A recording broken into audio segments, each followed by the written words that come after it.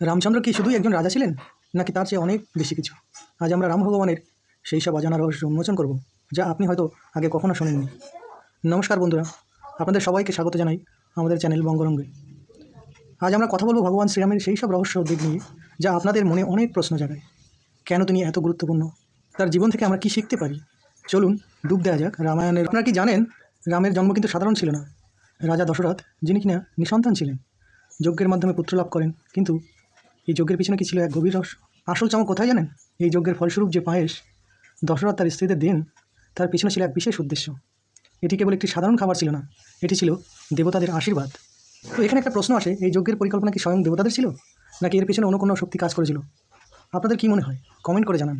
রামের ধনুক কোদণ্ডের কথা কে না শুনেছ, কিন্তু এই ধনুক কেবল একটি অস্ত্র ছিল না, এটি ছিল তার ঐশ্বরিক শক্তির প্রতীক।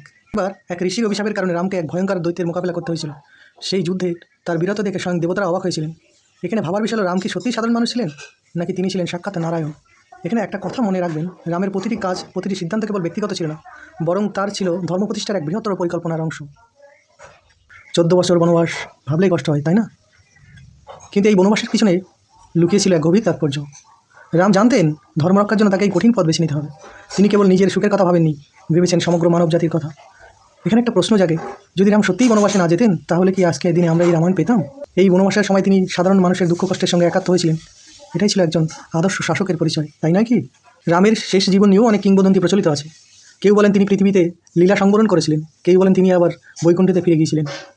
কিন্তু সবচেয়ে চমকপ্রদ তথ্য হলো, কিছু পুরাণ মতে রামের একটি ছায়া মূর্তি ছিল। হ্যাঁ, ঠিকই শুনেছেন, আসল রাম ছিলেন বৈকুণ্ঠে, আর এই পৃথিবীতে তার লীলা করতেন তার ছায়ামূর্তি।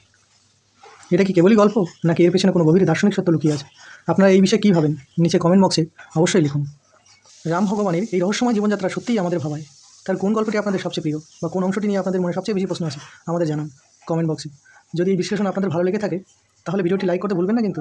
আর হ্যাঁ, এমন আরও অজানা রহস্য জানতে আমাদের চ্যানেলটি সাবস্ক্রাইব করুন ও বেল আইকনটি প্রেস করে দিন। আজকের মতো এইটুকুই, দেখা হবে পরের ভিডিওতে, যেখানে আমরা আলোচনা করবো আরও এক রোমাঞ্চকর বিষয় নিয়ে।